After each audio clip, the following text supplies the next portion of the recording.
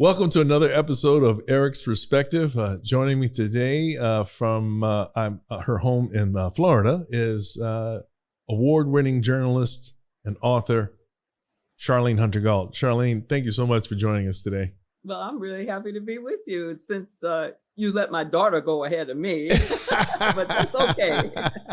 I'm glad you brought that up because it was a joy having her as a guest. And I think from the emails you sent me, it was a joy for you to see her on the program and hear what I had to say. Yeah. We're talking about Susan Stovall. Susan Stovall is her daughter and an artist, and a very fine artist at that too. So yes, indeed. Thank you. Yes. So Charlayne, as I do with most of our guests, I just wanted to maybe start at the beginning, if you wouldn't mind, and just let us know, where were you born and raised? That's a good question, as they say on television these days. You know, I was born in a little town in South Carolina called Due West. And for many years, as I was growing up, and people would say, "Where were you born?" And I'd say, "Due West." And they'd say, "Due West of what?" And I studied it once I learned how to read, and I knew it was due west of Abbeville. And what I learned recently, and this is why our Black history is so important, even for people like myself who's written Black history, but I continue to learn.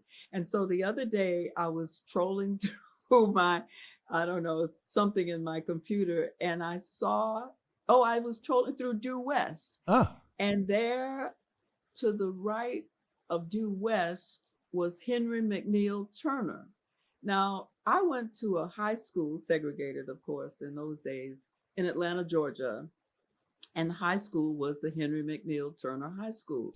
So we had to learn a lot of that history. But one of the things that, now it could be I just don't remember, but I really don't remember ever seeing anywhere that he was born in Abbeville, which is just next door to Due West. So that made me feel really good. And then many, many years later, of course, when I grew up there, it was segregated. But many years later, when it was no longer segregated, I was invited to give the graduation speech at Erskine College, which is in Due West. And so how's that spelled, by the way? Is it Due West? Is it considered one word, or is it? No, it's two words, capital D-U-E, then capital W-E-S-T. Okay. And then, of course, Abbeville is Abbeville. But it's fascinating to go back and read that history. Well, now that you brought it up, so I'm sorry, but what was the person's name after whom the school was? Henry McNeil Turner. And who was he? Oh, man, does he have a history? He was, of course, born into slavery, but years later during Reconstruction, he was elected to the House of Representatives. And so, so he in Georgia, so with South Carolina, sorry. And so he has quite a history. And again, I think that we were probably taught that at the school, just along with so many others. I mean, you didn't walk into Henry McNeil. I don't want to go back to segregation. At the same time, I think that naming that segregated school after Henry McNeil Turner was part of that whole idea that it takes a village to raise a child. And I grew up in the segregated South like so many other young Black people. And yet, what they did was give us our history. And that history, in my case, and I'm sure in many other cases, created what I call a suit of armor. When you know what our people have been faced with, what they've had to put up with, what they have suffered, and yet they have overcome, it's just amazing. I mean, I was rereading a couple of speeches the other day, getting ready for one I had to do.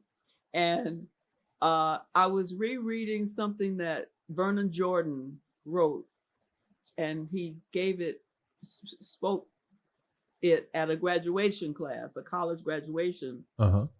And I put it on my phone, and it says, I have come to say to you this morning, we have been here before. But our journey also teaches us that endurance is not enough. Listen, we do not sing, we shall endure. We sing, we shall overcome.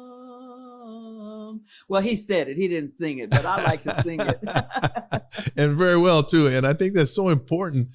It's so important on so many levels too. I mean, I was a history major in college. I'm a fan of history. I think it's important to talk about these things. It's something that actually happened. I know my parents at the dinner table were talking about what they had to endure. My father went to Southern University, a segregated, as a result of the segregation system there, and then got his master's from Fisk. And he wanted to get a PhD, but he wasn't able to because, at least in the South, he had to actually go to school in the North in order to pursue a PhD. So these kinds of things are important, I think, to help understand where we were and where we are now. Well, we have to, as Vernon said, our late ancestor, well, our not a late ancestor, he's a current ancestor, but we have to sing, we shall overcome. And we have to believe that because that's what our history teaches us. Yes. Going all the way back to the times that they got off the slave ships, they have never stopped trying to achieve equality in a country that promised it. Yes, for absolutely. all people. Absolutely. So how long were you in South Carolina? Did you spend your entire childhood there or? Oh, no. In fact, my father was in the military. Was a chaplain, and he had been assigned to, I think it was in Riverside. He'd been assigned to Riverside, California. Okay. And so during the time that my mother was pregnant, he was not there. That just tells you how strong our women are. Oh, no, absolutely. And at any rate, at a certain point, I guess I was about 9 months old. Oh. My father asked my mother to bring me out to California. Uh-huh. And so she got on the train, and I can't imagine what that was like back in 1942. Right. And if you subtract that from our current year, you'll know how old I am. but at any rate, she gets out there, and I think she managed on that trip. Fortunately, maybe because of my father's investment in it, but she had a sleeper. Uh-huh. And then she finally gets to Riverside, California, and my father had made friends with Rochester and that whole crowd of actors. Oh, my so goodness. He had little souvenirs for us. But, I was really too young. I was, just a few months old. Sure. 9 months old. But not long after we got there, my father then got reassigned to the World War One places and he was then sent over to, I guess, to help defend the country that didn't defend him all the time. Sure. In many ways. And the military, we should remind everyone, was segregated back then. My dad was in the U.S. Army as well, and Army Corps of Engineers, and these were segregated units. He served in the Pacific, in his case, yeah. I wonder if they ever ran across one another. They might have. One of the things I remember, and I think I had this in my first book, was my father was on the battlefield. I talked to one of his colleagues who had been in the military with him, and he remembered that my father was on the battlefield with a brother, young black man, who was bleeding to death. Oh, wow. And there he was, dying for a country that didn't recognize him as a full citizen. Oh, yeah. But my father did what he believed citizens should do. And that's what Henry McNeil Turner did. And so many of our ancestors, they continued to fight for what they believed this country promised them. And I'm so glad to see another generation doing the same thing on many different levels. Sure. And that's the thing. The thing I admire about that with your dad and my dad and all the others that did that, it was, even though they didn't enjoy the same rights as they should have been able to, they still met the responsibilities of being a citizen in the United States, serving in the military and doing whatever they had to do. I just can recall, just if I may interject, a little personal thing that my dad was telling us at the dinner table oftentimes. He's been in the Pacific Theater for 2 years now. The war is over. He's coming back and he's rejoining the family. By then, my sister it was 2 years old. And he gets on a train, but all of a sudden the train cars are segregated, of course, and they ran out of room in the colored only train car. And to accommodate the additional, and he was a first lieutenant at the time, by the way, but to accommodate all the black soldiers and officers that spilled over, they put a string across half of the car for whites only, draped newspapers across it, and told the black soldiers to go behind that barrier, and designated it as sort of a spontaneous designation as a colored only section of that white only car. It was pretty remarkable when you think these guys had put their lives on the line for the country, served their country admirably, and this was the greeting upon their return to the States. It's kind of sad.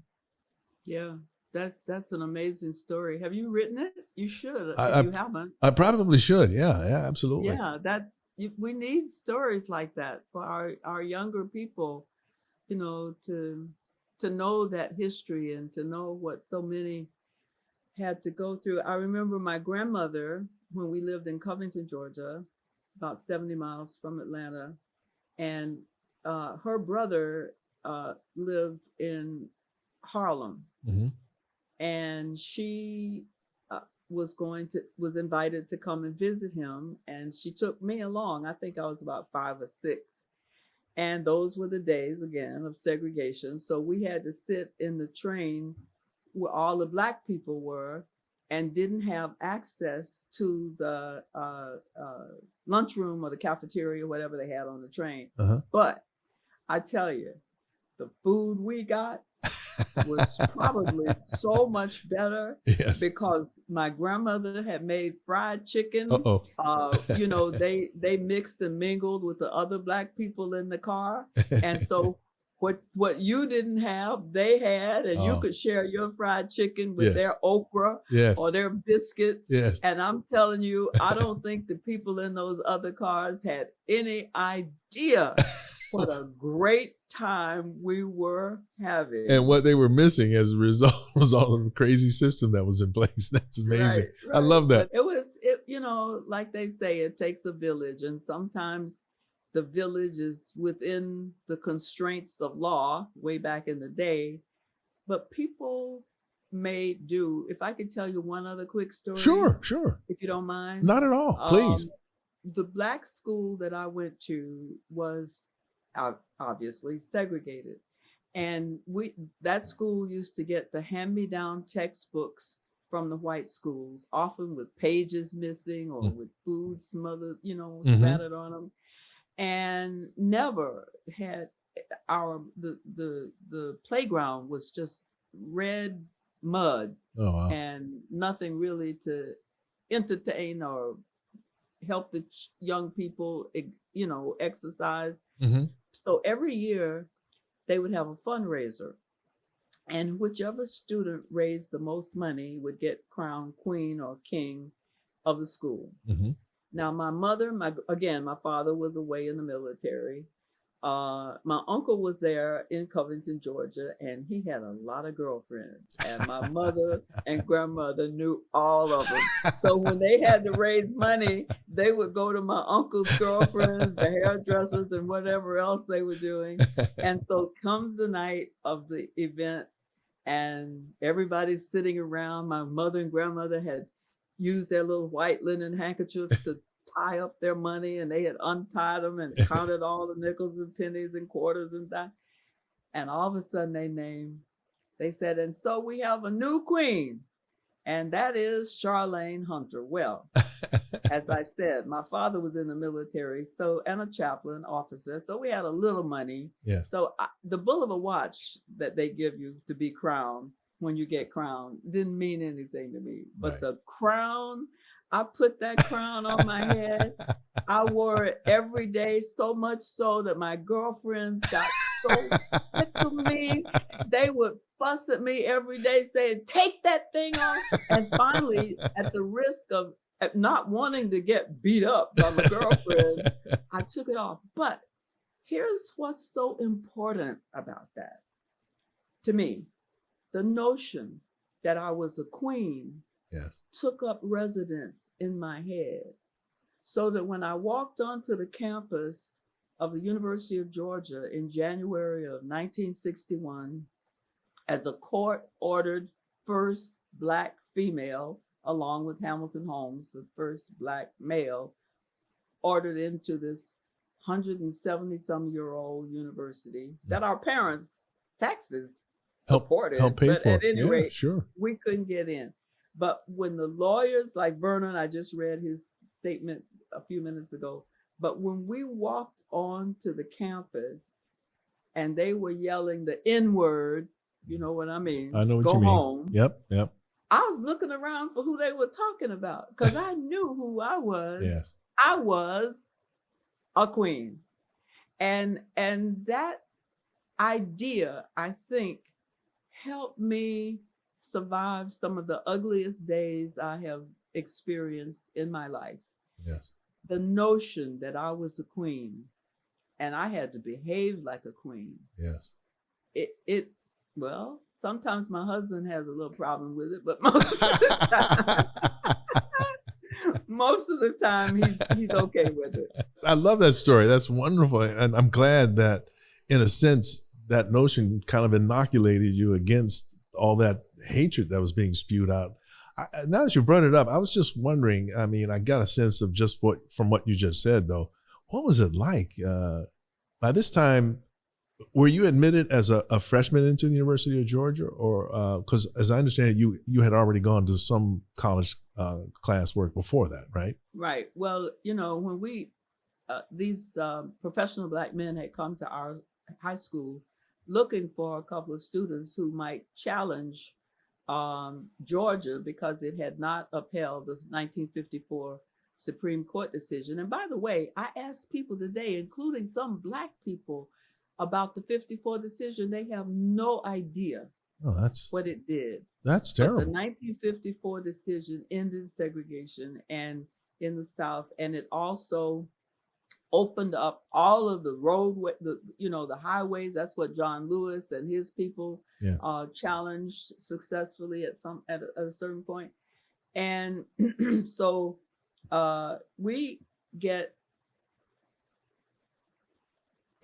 go to the first school, which is right there in Atlanta, Georgia State. Okay. Which these Black men who wanted to get this 54 decision executed in Georgia.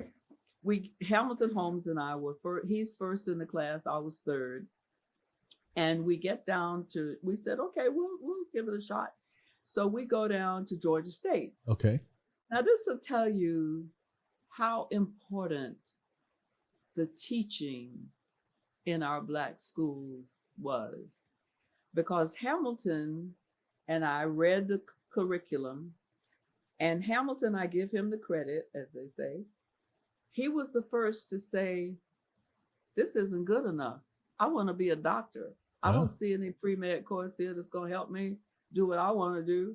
And I jumped in too. I said, I don't see any that's going to help me be a journalist. Yes. And then Hamilton, I give him credit again. He said, I want to go. And he pointed north.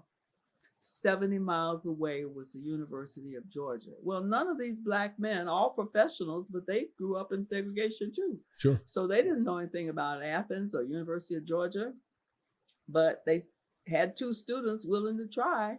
So they said, okay, we'll figure it out. So they found some people who helped us a little bit, but they also got Constance Baker Motley and Donald Hollowell and a team of lawyers. Once we applied and they turned us down, they turned me down saying I was too late to apply. But one of the things that Vernon, who was not the person he became and said these things at the graduation that I read. But at that point, he was just a young lawyer just out of law school. Uh-huh. But every day he had to travel the 70 miles back and forth to Atlanta looking for something that would prove the university was lying. And sure enough, they said I had applied too late.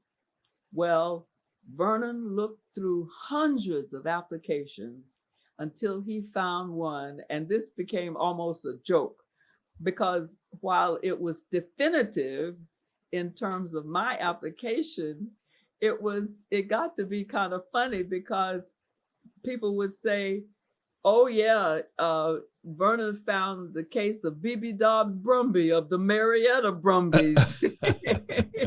They were wealthy, of course. And she was, of course, white. Yes. But that was a definitive piece in the case. And so he took that back, and they continued every day to research and get evidence that university had lied. And that's why I ended up at Wayne State University in Detroit, Michigan, because I didn't want to lose any time in school waiting for the case. And it was over a year and a half, almost 2 years. And Hamilton enrolled in Morehouse, which he loved, by the way. Oh, okay. But then we applied in 59 and 61. Judge William Boodle ordered us in, and that was the beginning of a life's journey that I'm glad I traveled.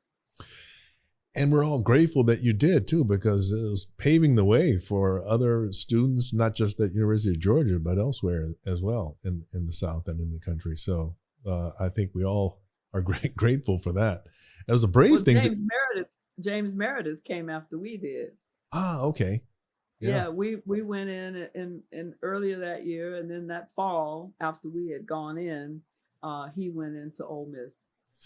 So if you can recall, if it's comfortable to recall, that first day, right? You're showing up at University of Georgia, and what was that like? I'm just trying to imagine a bunch of angry students that are seeing Black students for the first time, thinking that they are good enough to show up at their university, so to speak. Right. Well, as I told you, what they were yelling and how it didn't make a whole lot of difference to me. And Vernon walked Hamilton and me around the campus to get ourselves fully registered. And there were students who continued to yell and say ugly things, but the boys didn't have to stay on campus. So Hamilton stayed with a family, Black family, about 5 or 6 minutes away by car. But I had to stay on campus, but they still didn't want to desegregate any more than they had to. I see. So all of the other girls were on the second floor, and I was put in a room on the first floor that actually it was 2 rooms, which later the students complained about being segregated because they didn't have the facilities I had, because the rooms that they set up for me had been the student government building or something like us rooms. And there was 2 rooms, a bathroom, had a full bath. Now the girls upstairs had to all use the same showers up and down the hallway. So they hated that. It had a kitchenette with a stove and a kitchen because the cafeteria hadn't been desegregated. So I had to eat either, at some takeout place or cook it myself. Oh, wow. And so you weren't permitted in the cafeteria. Is that right? No, not initially. Okay. And if you think about this, when you walk into the door of the dormitory, to the right is the house mother room, apartment. Uh-huh. And then all the way down the hall are sofas and chairs so that the girls could receive company. And then at the end of that, up a couple of stairs, was these 2 rooms that the Student Government Association used to have. Uh-huh. And that's where they moved them out and put me in there. Well, I was the only child for 8 years. So I didn't have a real problem with that. But as it turns out, the the students were demonstrating, and some not non-students were demonstrating outside every night. The first night, loud yelling, carrying on. Second night, I'm sitting in the room, not paying any attention. At one point, I said on a documentary, I don't know, Summer of Soul. I don't know if you've seen that, I, but I said I was sitting there and they were yelling and beating on the door on the floor, and I was listening to Nina Simone. So I managed to get through it that way. But there came a time, I think it was the second night, and I have to go back and look this up, but I think it was the second night. Georgia lost in a basketball game, heated, to its arch rival, Georgia Tech. okay. Now, meanwhile, the students and non-students had been demonstrating outside my dormitory since I had been admitted there. And this particular night, they were so angry that they left that game, the end of that game, and joined the demonstrators outside of my room. Oh my goodness. And at some point, I'm not paying attention, as I said, but I'm sitting there and I saw this rock come through my window. Someone had thrown a rock through my window. Oh my God. And I tell you, the way Black girls were brought up in the South, one of the first things I thought about was, glass shards all over my clothes. But seriously, shortly after that, the dean came and said that Hamilton and I were being suspended, quote unquote, for our own safety. Oh boy. And as I was getting my things together, I called my mother on the phone outside and I said, "Ma, don't turn on the television." Well, that was like telling my mother, turn on the television, right? And as I'm walking out, the girls upstairs, they finally dispersed the crowd with tear gas after they had made their point. Right. After hours of making their point, anti-Charlayne points. Well, the girls, they had to take all of their sheets off their beds because of the tear gas that had come in from outside. Uh-huh. So, and they were told, take your sheets off and we'll get some clean sheets. Well, as I'm walking out, they had all come down and formed a semicircle. And as I walked past them to go out to the car where the dean was taking me, one of them threw out a quarter and said, "Here, Charlayne, go upstairs and change my sheets." That's how bad it was. Oh my goodness. That's horrible. Partly. Yeah. Partly. Yes. Now, quick forward, get to Atlanta that night, and we get the lawyers go to court and get our case up front, and we get readmitted. But it was a weekend, so they said, "Well, come stay home over the weekend and get refreshed and then go back." Well, real quick, I think this is important. So let me just say, there were other things that went on with that, but we get back, and a couple of days into me being back, I hear a knock on the door. I open the door, and there are these 3 or 4 white girls. I would call them white because I grew up in the South and we knew Black and we knew white. And so they said, bags of groceries, we've come to cook dinner for you if it's okay. Oh my goodness. I said, sure. So they come in and one starts messing with the kitchen and putting stuff out, and another one's setting the table. And one of them starts telling me something that I did not know about. I grew up in the South where there was Black and there was white. Well, these girls started to tell me about how they identified with me because of their ancestors who were Holocaust victims. Oh my goodness. It was the first time I had heard about the Holocaust. Oh my goodness. And they educated me that night as I educated them. And I'm still in touch with a couple of them to this very day. And that's one of the reasons why I say we all have to be so careful with language. Yes. Because when we say Black or we say white, it's like we're generalizing. Yes. But there are differences, and there are people who have supported us throughout our challenges, and some have died for us. Goodman and Cheney and Schwerner, sure. And Baula Liuzzo, and so many.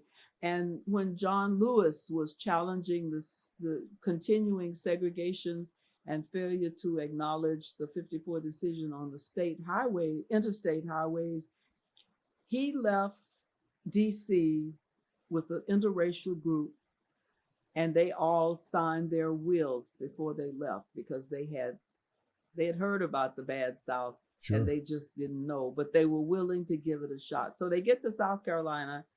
John gets off the bus, starts into the bus station through the front door. A bunch of white guys who were standing around, I don't know what they were doing, and they yell, "You can't go in there. You got to go around the back." And John says, "No, I'm going in this front door out of the decision of the 54th Supreme Court, blah, blah, blah, blah." And they jumped on him and Oh, started beating the you know what. And who gets off the bus to help defend him but some of the white passengers, some white guys. yes. And they get the heck beat out of them too. But eventually they all get back on the bus and they continue on their journey to ensure that the 54 decision is honored all over this country. And I think that that's one of the things that we need to continue to do, is to educate our children, whether no matter what state they're in, and no matter how hard the campaign against Black history is, we have to not just endure, we have to overcome these challenges because it's what's made America great. It's our journey towards a more perfect union, Sure. to honor all of our people. And to live up to the ideals that are embodied in the Constitution and all these other very well respected and deservedly so documents and stuff. We're just asking the country to live up to its promise. Absolutely. And it's a good promise. It's a great promise. Yeah. And that's why it's so important that it be taught in all of its manifestations. Oh, I couldn't agree more. And I'm glad you brought that point up too, because it's easy to paint with a broad brush and then just demonize one group or the other. It doesn't matter. But it shows how there's good and bad in every person and every group and so forth. So it's important, I think, to acknowledge that, and as well as the contributions, as you say. Sometimes whites have given up their lives for the promise of equality for all, and it's important. That's right. It's important to recognize. I mean, nobody ever said a perfect union. Exactly. They said a more perfect union. And so those of us who believe in that, regardless of that, I carry out what I think is helping that in my own profession and in writing about our Black lives. And so that people who have not had that information will get it. My latest book is called My People.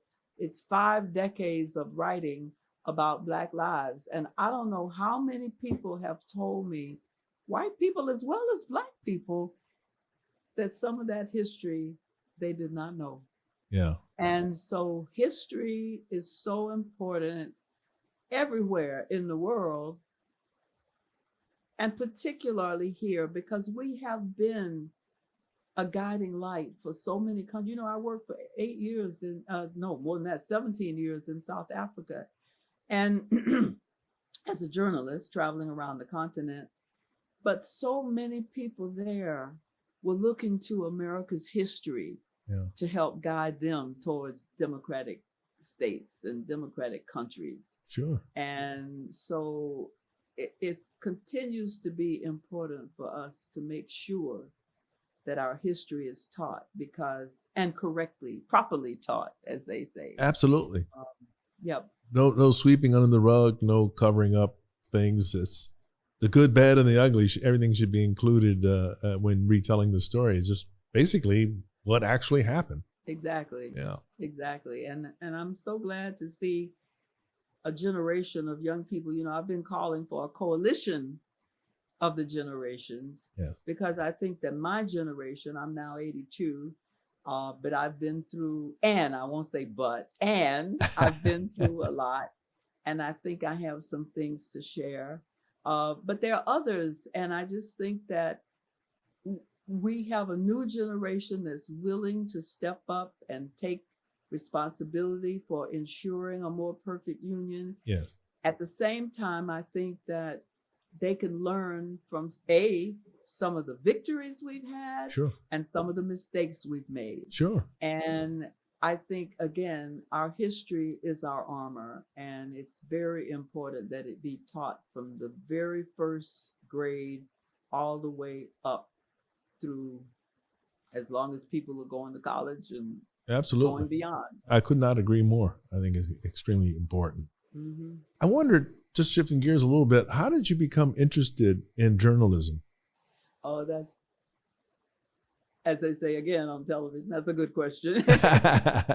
Because again, it goes back to the days of segregation, and how our people overcame. My grandmother was a reader. She read 3 newspapers a day in Covington, Georgia.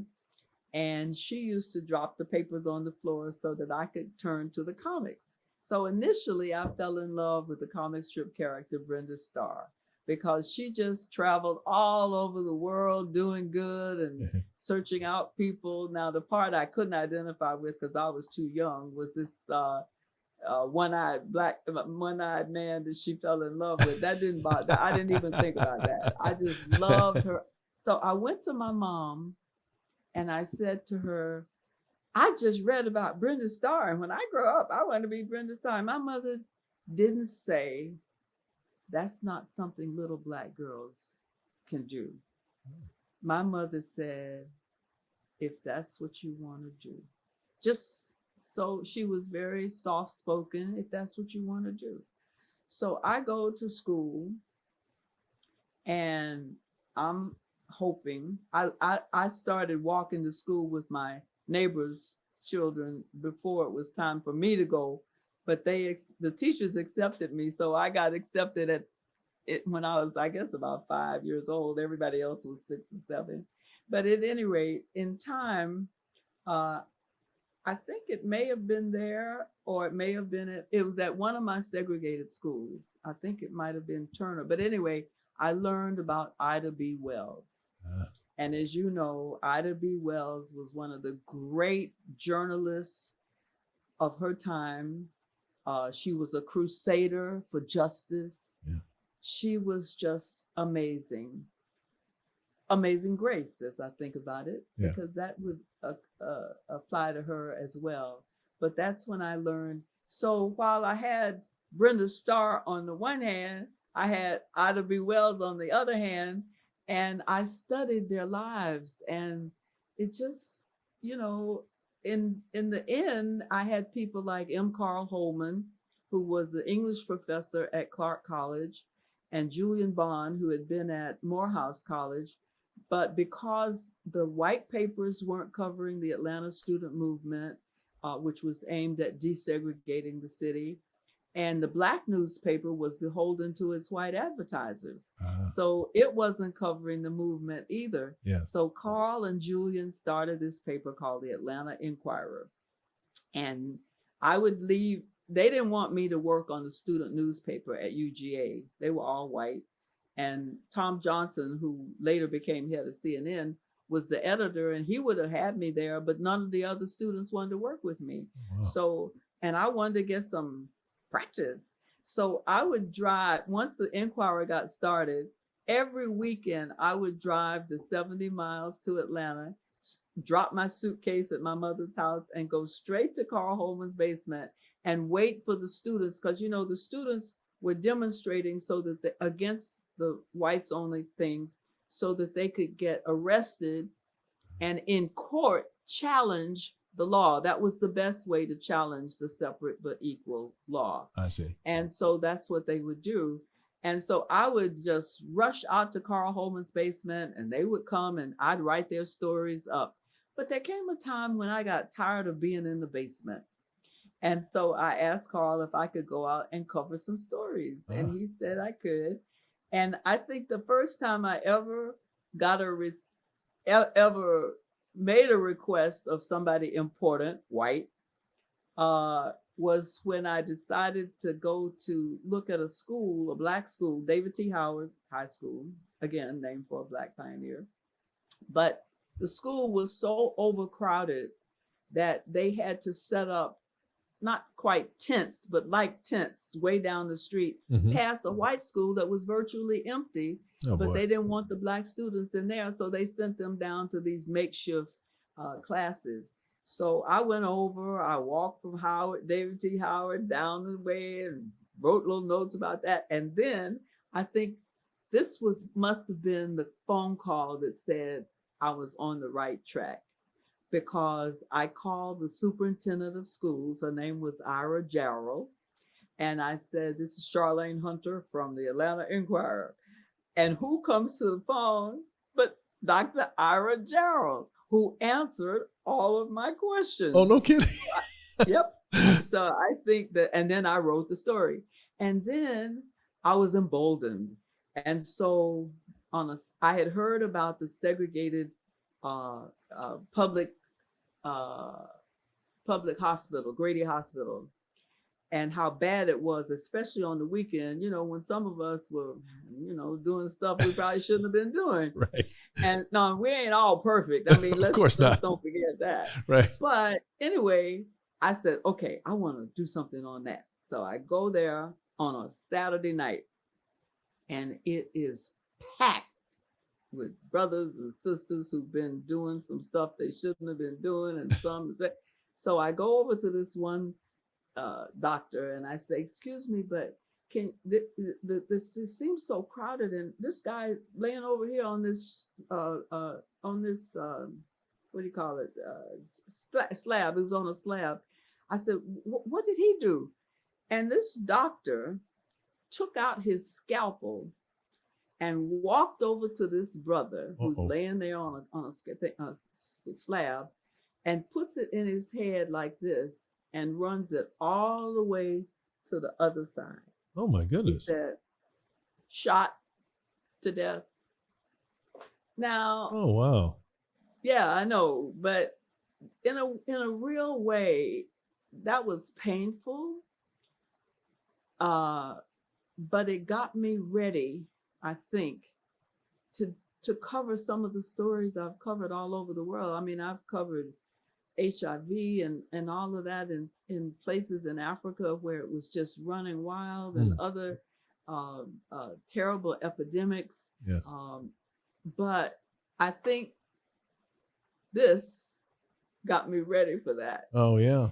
And then I went to, I got a summer internship at the Louisville Courier-Journal and Times. The Times was the paper I worked with. And I had a good experience there, although I came into conflict with one of the editors once about something he did to cut something I wrote into little pieces. I was really working as an editorial assistant, not as a reporter. But I decided one day I wanted to write a story. So I wrote this story and I turned it in and sent it back, and it got, I think, 2 sentences in the paper. And I was having a fit. I was known for that in some quarters. And I was carrying on. And so one of the senior reporters came over to me and he said, "What's the matter?" And I told him that this editor had turned down my piece and cut it down to 2 sentences. He said, "Well, let me see it." And I showed it to him and he looked at it. He said, "I can see why he did that. Look, now this is what the editor should have done. I wasn't perfect. Right. I'm just learning." Right. But instead of teaching me, he just said, just "No, rejected this doesn't it. work." Yeah. He rejected it. And this senior white political reporter and analyst explained to me what was wrong. Yes. And I said, "Oh, okay." So I then went up, it was a couple of days later, to the editor and I said, "Such and such is happening and I'd like to cover it if you don't mind." He said, "Okay." And I went and I covered it. And it made this, what in those days was called the second front, a big page in the paper. And from that point on, I did 2 or 3 others. I don't remember how many I did. But that was, I think that's the purpose of an internship, to give you experience. Sure. And feedback. And yeah. And I got that with that and the Inquirer. And somehow, I'm not sure. I may have known at one point, but you get to be this age and you forget a few things.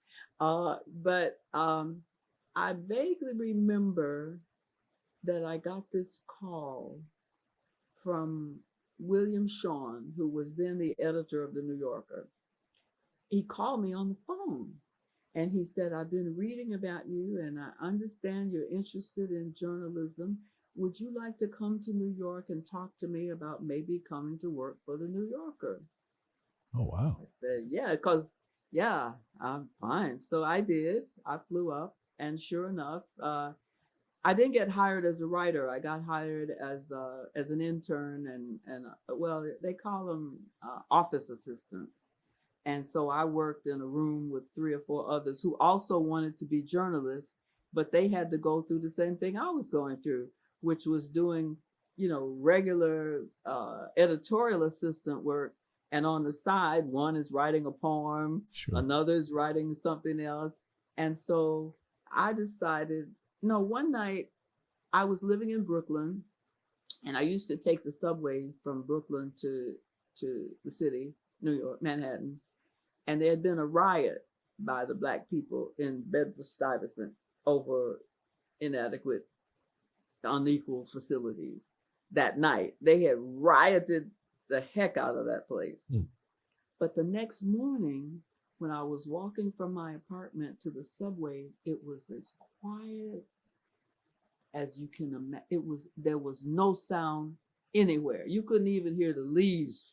Well, that's probably the one thing you could hear, the leaves blowing across the street. Nobody on the street. So while I was in the subway on the way to Manhattan, which was about a 30 or 40-minute trip, I started writing what that scene was like after that riot. And I turned it in. And the next thing I know, I got a call from Mr. Shawn saying, we'd like to run your piece at the beginning of the magazine. Oh, wow. So that was the first piece that I did.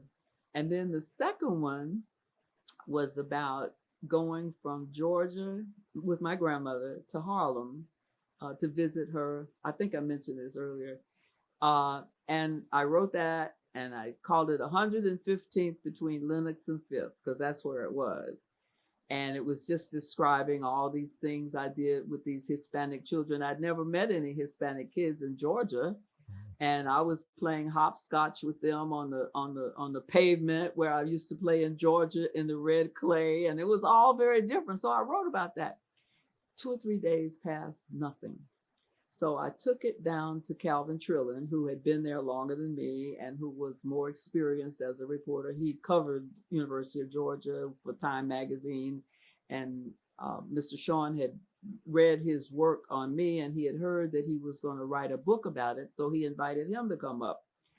And so it's just me in there, and he asked if if I would be interested in maybe working for the New Yorker. I'd have to start anyway, let me skip past that. I forgot. So I write the second story and I called it 115th between Lenox and 5th. And it was about that trip. Didn't hear anything from Mr. Shawn for several days. So I took it down to Trillin. I said, I turned this in and I'm a little embarrassed because I haven't heard anything. He reads it. I go back to my desk. He comes back. He hands on he said, I know why he's not buying this. He said, you should be writing about all the problems people are having in Harlem. And of course, he was, on the one hand, that's a good idea that people should be writing about the problems. Sure. And this wasn't about the problem. So I thought, ooh, okay. And I was feeling really embarrassed that I had taken up Mr. Shawn's time with this. And no sooner that Bud had gotten down, Calvin Trillin had gotten down to the 18th floor where all the reporters worked, the phone rings, and it's Mr. Shawn. He said, Miss Hunter, this is Bill Shawn. I said, yes, Mr. Shawn. And I'm thinking he's about to tell. He said, well, I've read 115th between Lenox and 5th. I said, yes, sir. And I was about to apologize for taking up his time. He said, and we'd like to run it in the magazine. End of story. Next thing, I'm promoted. Not long after that, Awesome. down to the writers on the 18th floor. Oh my goodness. But yeah, you have to, part of it is being confident you know. Yeah. At the same time, I think part of it is learning when Of you're course. not always, because I had editors who used to come down and do the checking, and I had to check things, and we all make mistakes. Sure. That's why we have copy editors, right? Yeah. It was a great beginning, and very, you know, I mean, it wasn't that Hamp and I didn't have some challenging times at UGA. I mean, and I made friends, but he never made a single friend. And I have to remind me to come back to this, Sure. but I have to tell you that I used to have stomach issues. You know, I think it was just worry. And I'd go to the infirmary, and the only person who would come to see about me would be him. Uh, And we were in our own ways very close. He didn't always like things I did, but you know, that was okay. So fast forward to 2 weeks ago, right here in Sarasota, Florida, I was speaking to an organization of older women, older people. It's called Lifelong Learning. It's Lifelong Learning. You probably heard of it, Lifelong Learning yes. Institute. And I had been asked several questions by the moderator, and I had talked a little bit about UGA and then about my own career and so forth. And then they asked for questions. Well, this tall, thin, I guess I could say elderly white man gets up, and I walk over on the stage, and he's down on the ground, on the lower level, on the floor, and he's got 2 pages like this, and he starts reading.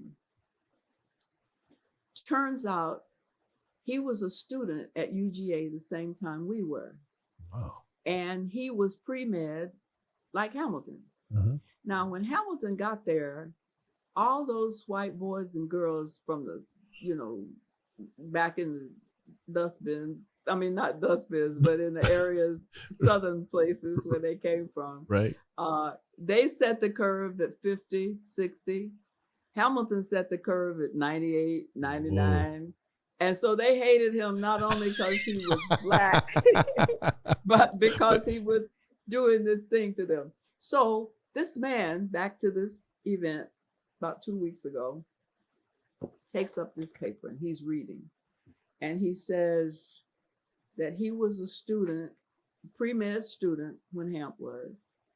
And they had a class, it was in a laboratory, and it was complicated, and he couldn't get a grip on it. But he watched Hamp just very smoothly going through it and rubbing, doing whatever he had to do. So he got to the point where everything he saw Hamp do, he would do. And he passed the course. But that day, with me standing up on the platform, he said, and I have always regretted that I have never apologized for not being something to the effect that, these aren't his exact words, more of a human being when it came to speaking to Dr. Holmes. It was 2 pages. Wow. And he read every single word. He also became ultimately a medical doctor. Wow. And he is just retired after many years of medical practice living here. I was so moved. That's a very powerful story. I was moved. Yeah, I can see why. I was absolutely moved. It was, and I've had the letter. He sent me the letter, and I have sent it to Hamilton's. He's gone. He left us at age 54, unfortunately, and I sent it to his wife and family because I thought they should have it. You know, in South Africa, I learned that you never use the word dead or dying or any of that.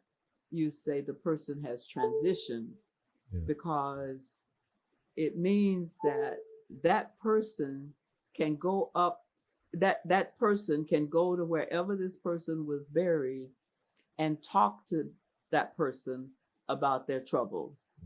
And you don't even have to go to the grave site. You can just speak to them if you believe in them. Yes. And, you asked me a while ago, and I forgot to mention this, but, in addition to everything else, I'm a PK, that's a preacher's kid. And I want to give credit. I gave credit to my mom, but also to my grandmother in Florida, because my grandfather was what they call a presiding elder, which in the AME church means a teaching preacher. So he traveled all over the state of Florida teaching preachers. And my mom would send me down here to Florida every summer to get some of that old time religion.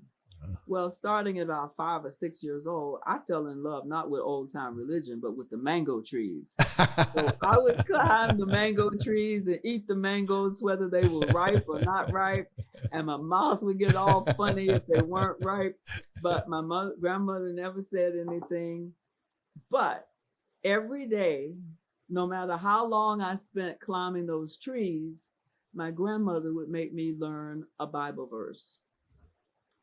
And so the night of the riot, when I talked to you about this earlier, the brick came through my window. Yes. And I had to go out into that dark. Well, the reporters the next day at my mother's house in Atlanta asked, how frightening was it? And I hadn't even focused. I said, frightening? It wasn't frightening. They said, well, they were outside throwing rocks and carrying on and calling for you to be killed and so forth. Why weren't you? And I remember, here again is the importance of teaching our history, because it resides in our head. And I had not focused on what got me through that night, walking into that still tear gas in the air. Mm-hmm. But when the reporter asked me, it came to me. The lesson I had learned after coming down from the mango tree that my grandmother taught me from her Bible was, yea, though I walk through the valley of the shadow of death, I will fear no evil. Thy rod and thy staff, they comfort me all the days of my life.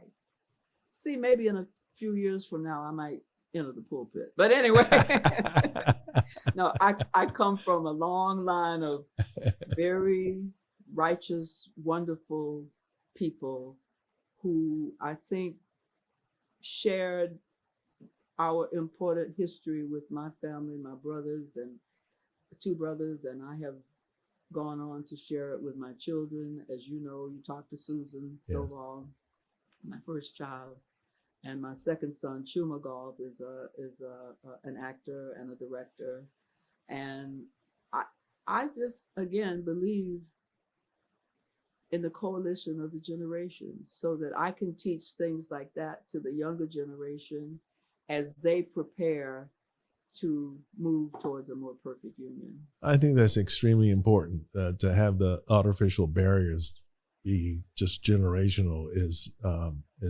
disturbing and I think counterproductive. To be able to be able to cross those barriers, and for the younger folks to learn from the elders is important. And in some respects, I know with my own children too, I learn from them as well. So like a two-way street sometimes.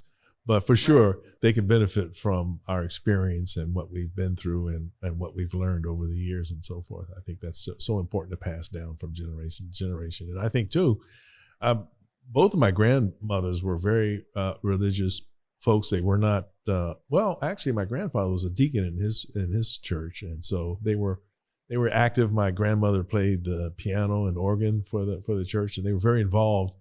But I think there's a lot of, not just wisdom that comes out of that, but a lot of strength comes from that system of faith. I really have come to believe and I witnessed it directly, just observing them and so forth.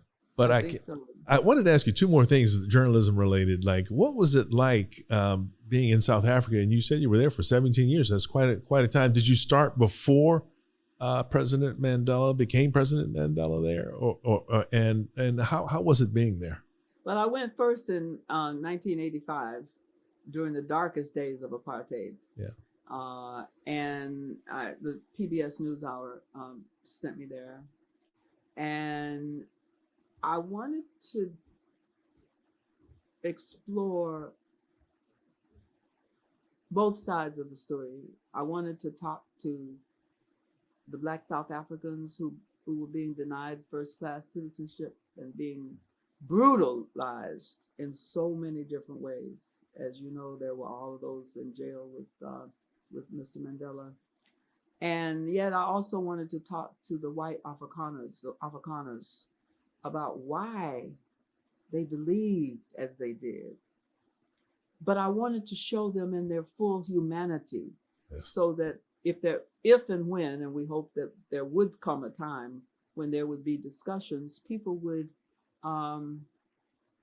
appreciate that they were talking to humans, beings, not, Sure. And so I interviewed Black people, and I interviewed who were being denied full citizenship and being brutalized in so many ways. But I also interviewed an Afrikaner who was a winemaker, and asked him if he would bring some of his workers and people who worked with him for me to just see how they got along and record a little bit of it. And he agreed to do that. And I was able to ask them, why didn't they think Black people should have full citizenship? And they said, well, their time may come, but they're not ready. We've heard that before. Right. But I wanted to expose them, Sure. not give my own views. Sure. But there came a time when I had asked this winemaker to invite some of his friends over, Afrikaner friends, because I wanted to film them just having a great time and living in very relatively luxurious circumstances. Sure. So he invited them over. I forget now how many there were, 5 or 6.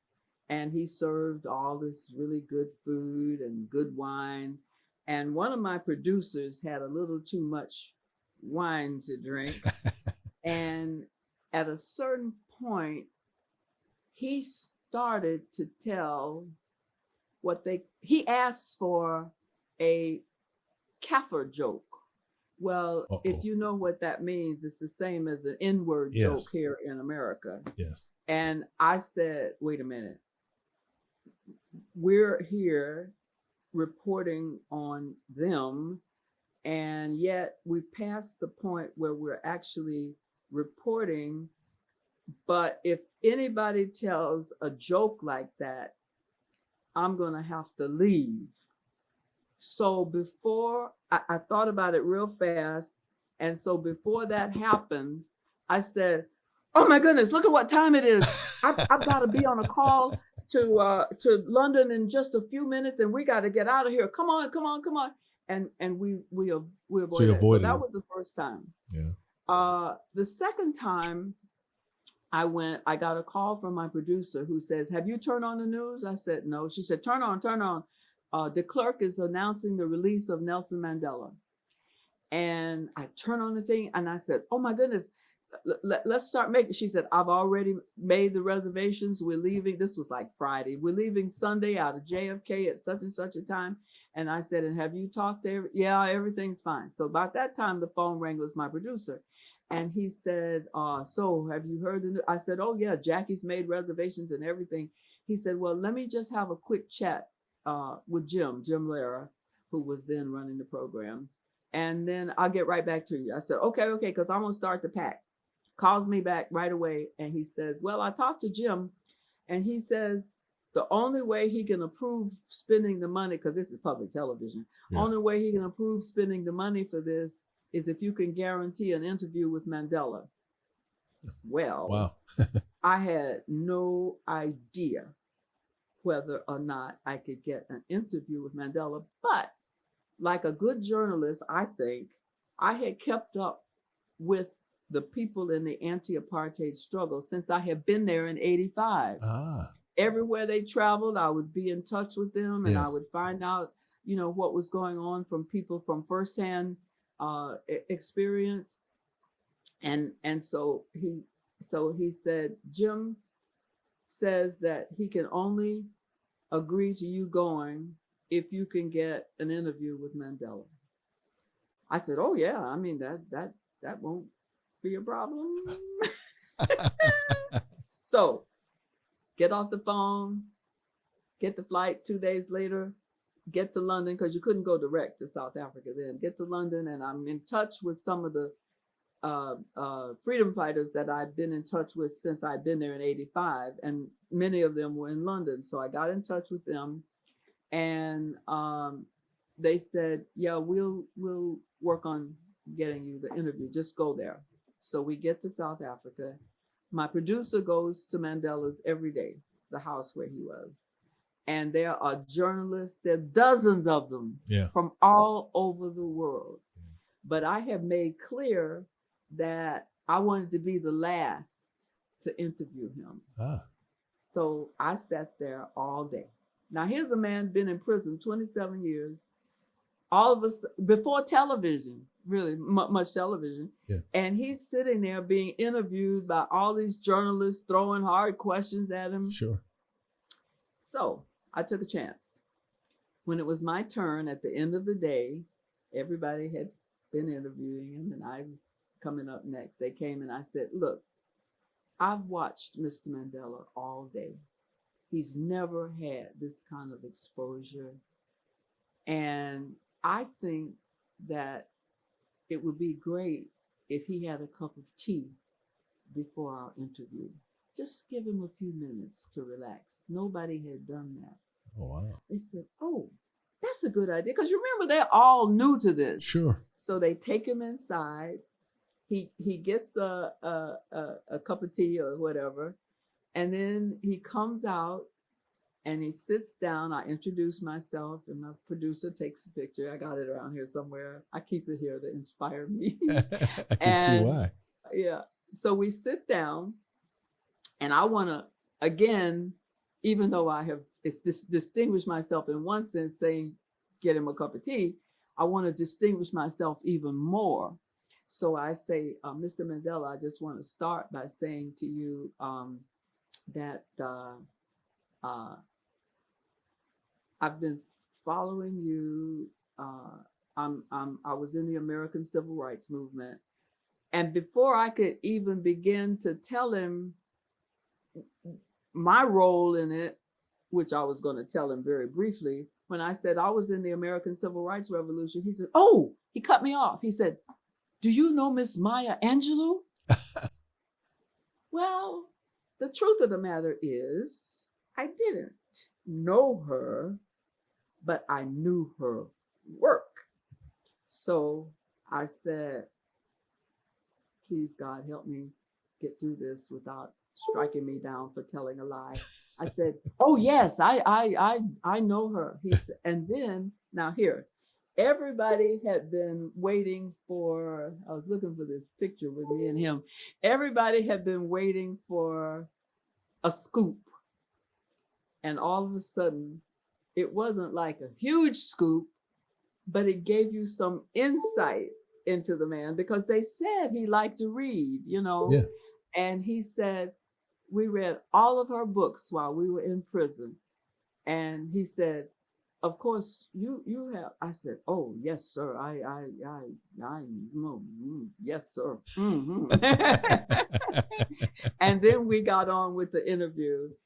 And then years later, when he passed, I was working for NBC part-time with Lester Holt, and they had set up across the street from Mandela's Soweto home, and they had put up a tall thing to put the equipment on, and it was in this woman's yard. And throughout the time that we were over there, we were doing online, we would have a break every now and then. So I'd go in and I'd talk to her. Turns out she told me that when Mandela got out of prison and came home to Soweto, one of the things that he did was go to every house on the street, thanking the people for supporting him. Wow. And promising that if they needed anything, he would be there for them. Oh my goodness. Now that's really something. And I got that from her. And you just didn't, if you're running around trying to get the story, Sure. you don't always get little pieces like that. And so I wrote a piece about her for the New Yorker, and it was a really interesting story because she had gone through apartheid and survived and prospered. And so I thought that was an important story to tell. For sure. And that says a lot about Mr. Mandela. I mean, that he did that, went to every single house and personally thanked those folks. I mean, that's incredible. Exactly. What a statement about him as a person. But, you know, like everywhere, including here, South Africa is going through some terrible times. Yes. There are days when they don't have electricity for 8 hours a day. Wow. There are problems with the water. There have been problems with fires that have destroyed people's where they were living, and some of them were injured, or if not, I think someone, I don't remember now whether anybody was actually killed, but it's a pretty terrible time for people there. Yes. And, you know, it's like other places on the continent, as well as places here in America. Yes. People are having a rough time. Yeah. COVID didn't help. No. And yet seems like that's almost under control, at least here. But South Africa is having some political challenges as well, because the former president has, well, I don't want to get into too much detail because I've been observing it from afar, but the leadership is challenged. Yes. And so it's going to be very interesting to see what happens there, as well as here. But, you know, you've got troubles in other places I've been in. I've been in Haiti, and I'm just in pain about what's going on there. I was in Cuba. I went with Henry Louis Gates, who married a wonderful professor he met there in Cuba when he was working on some of his projects, and he and she took us there with some other friends, and we got to see a side of Cuba that you would never see. Wow. But underneath the surface of all of that was mumbling, rumbling dissatisfaction with the way so many people are living. And I think that, you know, regardless of how successful so many of us are and have been, we cannot forget our brothers and sisters who have not been as fortunate. And there's so many of them. Yeah, absolutely. As you say, across the globe, here in the U.S. as well as South Africa, various parts of Africa, Cuba, etc. Yeah. Well, before we go, I wanted to ask you: are you currently working on anything? You held up the book earlier, and we want to give a shout out to that. Can you remind us again the title of the book? Oh, the title of this one is "My People," and it's 5 decades of writing about Black lives. And it's a combination of my stories that I have written about Black people over the years. In fact, this is so interesting. I just turned to this page that says,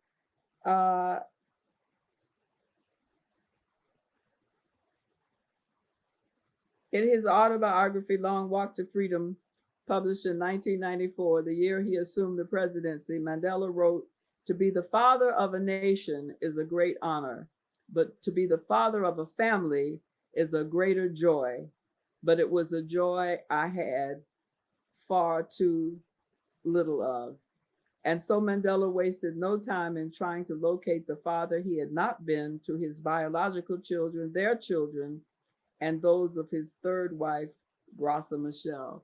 And I have to tell you real quick. Sure. When he was about to become president, and I knew I was going to get, you know, good access. Yes. I got an interview.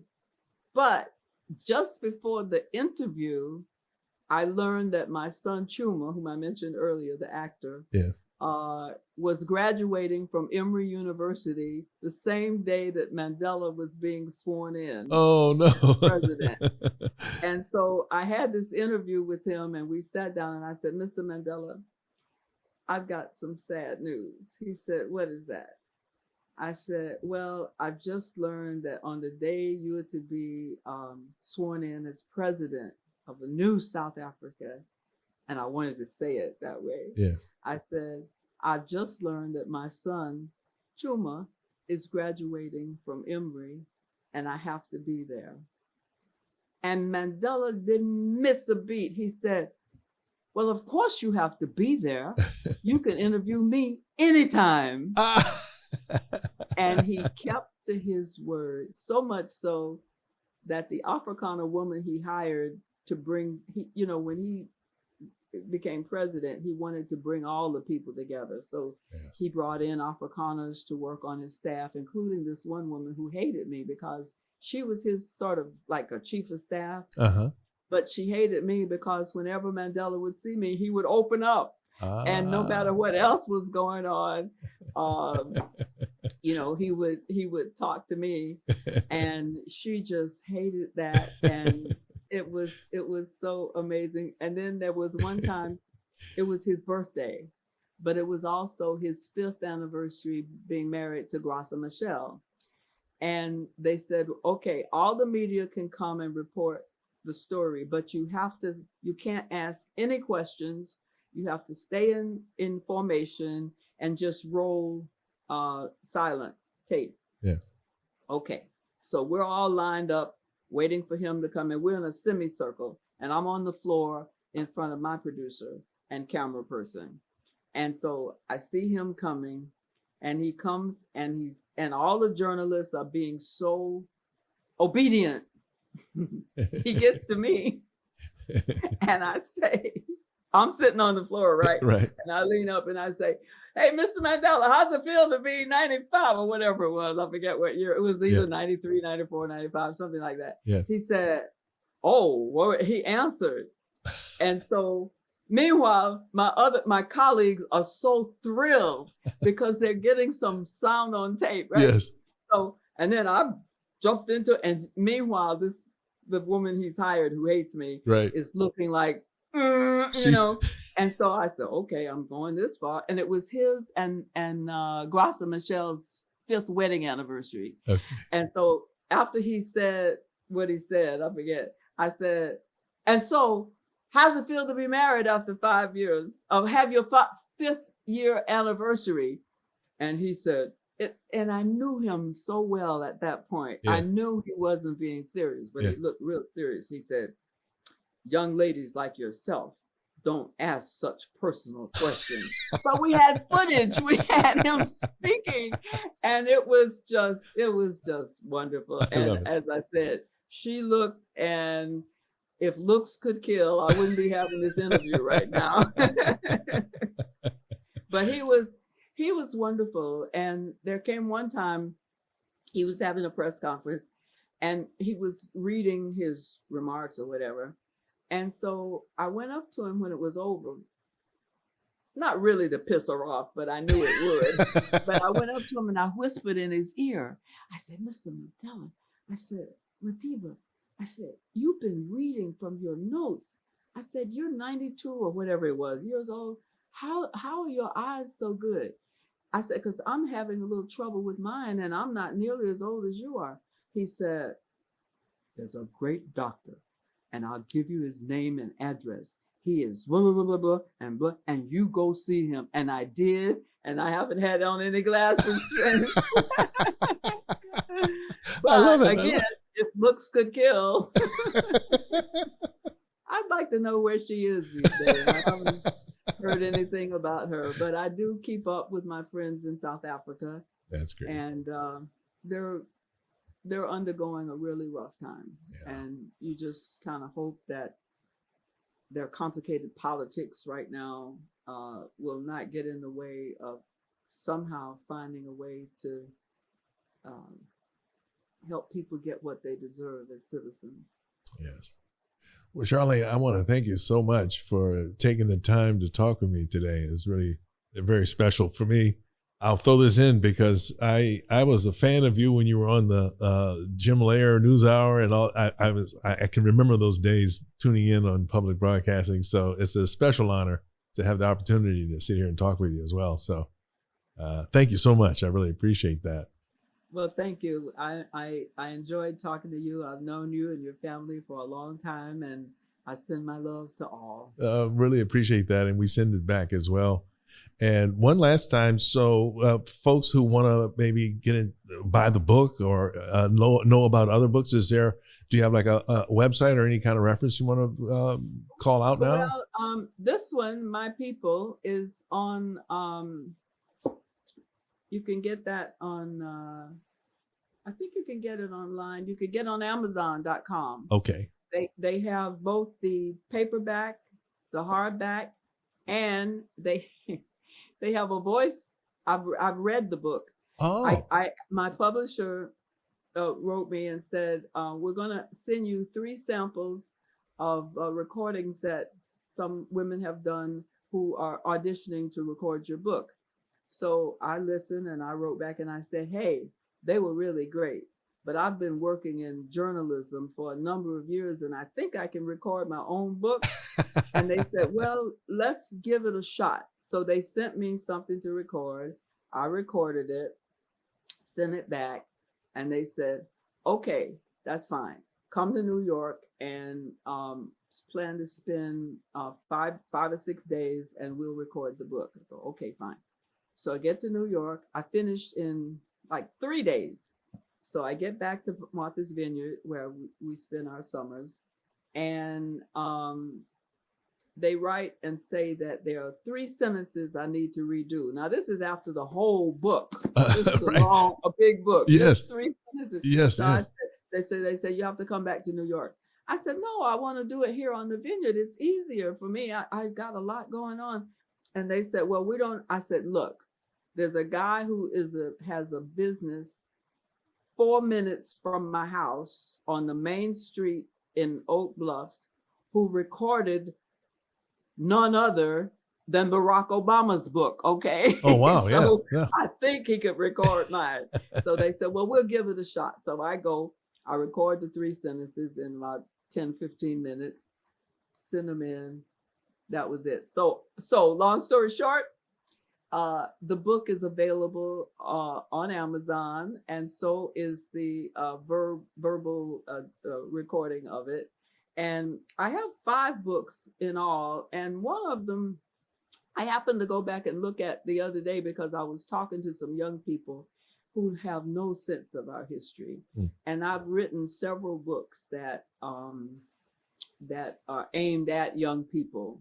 And so I'm hoping that those books too can be shared when people look up my history. One is called To the Mountaintop, and it is about the history of the civil rights movement, which I think is very important. I couldn't agree more. And what we'll do is also make available to all of our listeners and viewers a list of the books, including the most recent one and all the earlier ones you mentioned too. So, and I would add to that, I would encourage everyone out there to get one form or the other of all those books, audio book if it's available, or just the regular old-fashioned open the pages and read the book.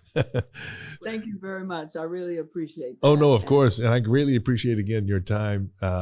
Thank you a lot for sharing your perspective today. And all of you out there, thanks for tuning in. And please don't forget to subscribe. Thank you very much.